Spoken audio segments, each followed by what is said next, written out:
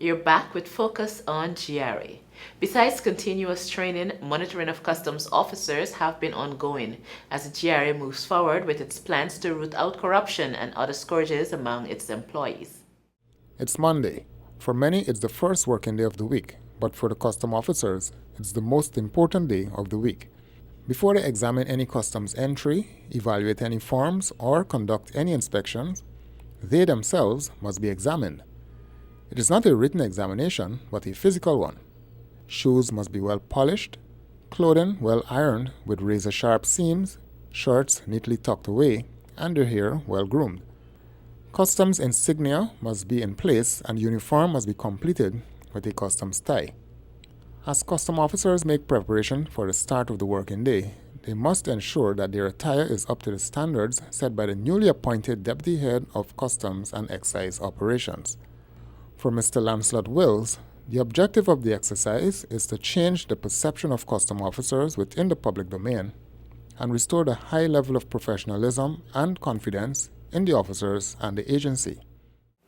It is not by chance that the description officer is included in the designation customs officer.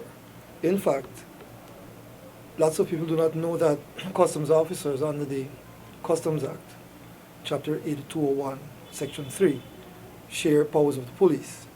That is one. The second thing is there is a semblance of paramilitary discipline in the exercise of their border and security and other functions. As a result, the external manifestation of the internal discipline required to execute those functions needs to be demonstrated. As such, I have found it necessary to reinstitute the appropriate attire of the officers in the Customs and Trade Administration's fold.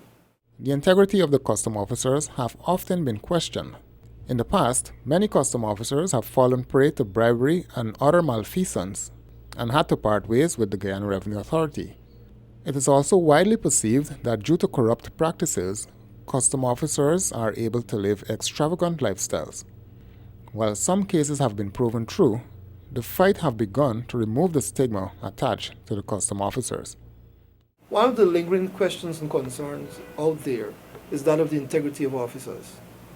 I find that the outward manifestation of discipline is reflective of the state of mind, the state of discipline internally being projected outwardly, so that whilst this may precede the actual integrity building measures we intend to introduce and officially conduct customs officers courses with custom orientation services and what is required to interface with the public out there in a way that says to them, thank you for the services that you are accessing, that we provide. There needs to be that sense of service orientation, a sense of me serving you and you being my paymaster, and therefore I'm obligated, I'm committed to serving you, a quality that will bring you back here, that I take pride and serve with dignity in the uniform that I wear, which is a manifestation of that internal mindset with which I serve. While there are no penalties for non-compliance, it is hoped that peer pressure will bring persons in line with the set standards.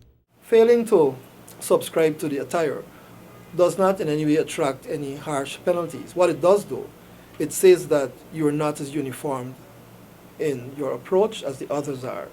And that in itself sends a strong signal in a collegial environment, in an environment whereby we all lean on each other's support to project a common image. The inspections are conducted simultaneously at GRA's headquarters and at the transit sheds around the city. Mr. Wells noted that the exercise will continue until the desired results are achieved.